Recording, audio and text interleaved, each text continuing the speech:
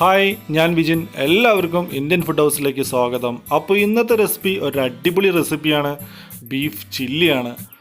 നമ്മൾ റെസ്റ്റോറൻറ്റിലൊക്കെ കിട്ടുന്ന അതുപോലത്തെ ഒരു ചില്ലി നമുക്ക് വീട്ടിലെങ്ങനെ തയ്യാറാക്കാമെന്ന് നോക്കാം. അതിനായിട്ട് ഞാനിവിടെ 1 കിലോ ബീഫ് എടുത്തിട്ടുണ്ട്. ഇതിൻ്റെ 1/2 കിലോ മാത്രം മതി നമുക്കിവിടെ തയ്യാറാക്കാൻ. അപ്പോൾ ഞാൻ ഇതുപോലെ കട്ട് ചെയ്ത് മാറ്റിയിട്ടുണ്ട്.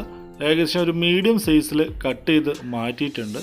ഇത് നമുക്ക് വേവിച്ചെടുത്ത ശേഷം നമുക്ക് ബീഫ് ചില്ലി രൂപത്തിൽ നീളത്തിൽ മുറിച്ചെടുക്കാൻ പാകത്തിനാണ് ഇതുപോലെ കട്ട് ചെയ്തെടുത്തത്.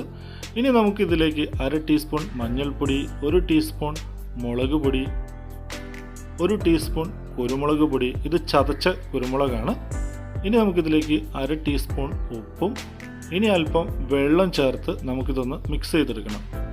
ഏകദേശം ഞാനൊരു 1/4 കപ്പ് വെള്ളം മാത്രമേ ചേർത്തിട്ടുള്ളൂ. കാരണം ബീഫിൽ നിന്നും വെള്ളം ഇറങ്ങുന്നത് കൊണ്ട് 1/4 കപ്പ് വെള്ളം തന്നെ ധാരാളം. ഇനി നന്നായി മിക്സ് ചെയ്ത് നമുക്കിതൊന്ന് കുക്കറിൽ വേവിച്ചെടുക്കണം. ഏകദേശം ഞാനിവിടുന്ന് വാങ്ങുന്ന ബീഫൊക്കെ ഒരു 6 വിസിലോളം വരാറുണ്ട്. നമുക്കിവിടെ 5 വിസിൽ മതി. ഏകദേശം 90% വേവ് മതി.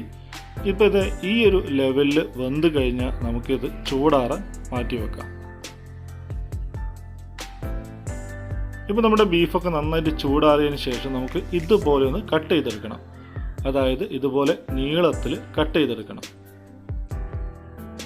ഒരുപാട് വെന്ത് പോയി കഴിഞ്ഞാൽ നമുക്ക് ഇതുപോലെ കട്ട് ചെയ്തെടുക്കാൻ പ്രയാസമാണ്.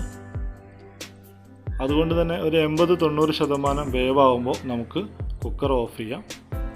ഇനി എല്ലാം നമ്മൾ ഇതുപോലെ കട്ട് ചെയ്ത് മാറ്റി വെക്കുക. ഇനി നമുക്കിതിൻ്റെ ഒരു മസാല തയ്യാറാക്കാനുണ്ട്. ഒരു ബൗൾ എടുക്കുക. അതിലേക്ക് 2 ടീസ്പൂൺ ഇഞ്ചി വെളുത്തുള്ളി ചതച്ചത്,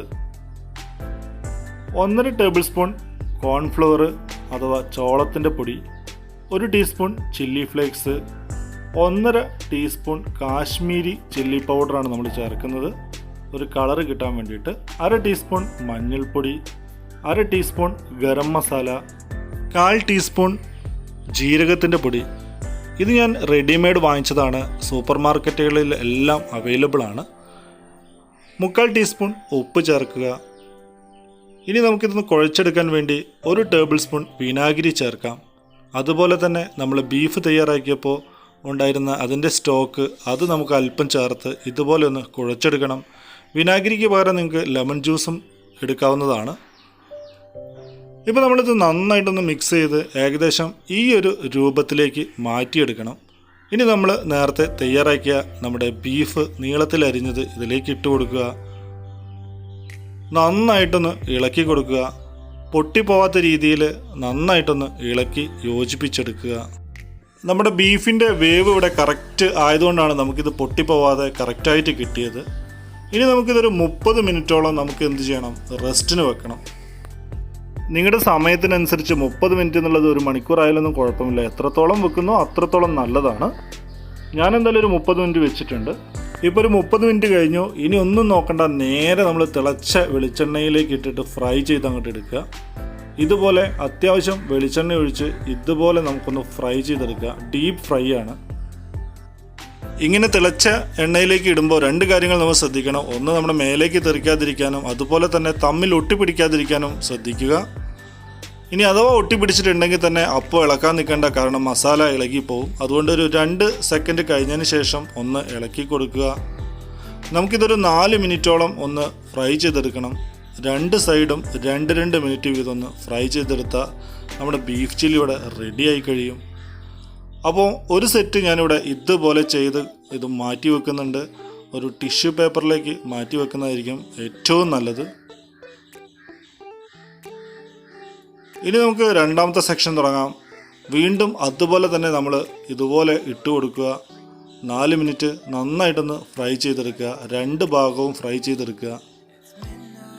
തമ്മിൽ ഒട്ടിപ്പിടിക്കാത്ത രീതിയിൽ ഇതുപോലെ വിട്ടുവിട്ടിട്ട് കൊടുക്കുക.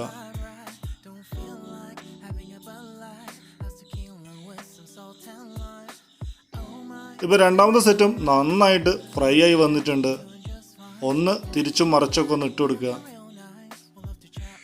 എപ്പോഴും മീഡിയം ടു ഹൈ ഫ്ലെയിമിൽ തന്നെ ഫ്രൈ ചെയ്തെടുക്കുക. ഇനി നമുക്കിതിലേക്ക് ഒരു ഗാർണിഷിന് വേണ്ടിയിട്ട് ഒരു 4-5 പച്ചമുളക് നടുകെ കീറിയത് ഇതുപോലെ ഇട്ട് കൊടുക്കുക.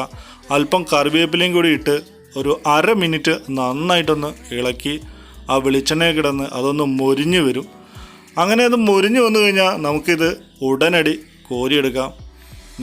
നേരത്തെ പറഞ്ഞ പോലെ ഒരു ടിഷ്യൂ പേപ്പറിലേക്ക് ഇട്ട് ചൂടാറി വാ പൊള്ളാതെ നമുക്കിത് കഴിച്ചെടുക്കാം.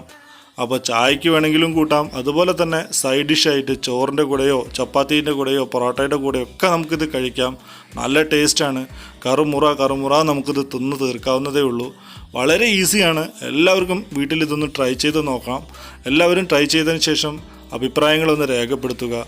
അപ്പോൾ ഈ വീഡിയോ നിങ്ങൾക്ക് ഇഷ്ടപ്പെട്ടിട്ടുണ്ടെങ്കിൽ തീർച്ചയായിട്ടും നിങ്ങളൊരു ലൈക്ക് ചെയ്യുക, ഷെയർ ചെയ്യുക. അപ്പോൾ സബ്സ്ക്രൈബ് ചെയ്യുക, തൊട്ടടുത്തുള്ള ബെല്ലൈക്കൺ ഒന്ന് ഓപ്പൺ ആക്കി ഇടുക. അപ്പോൾ നാളെ വീണ്ടും കാണാം. അതുവരെ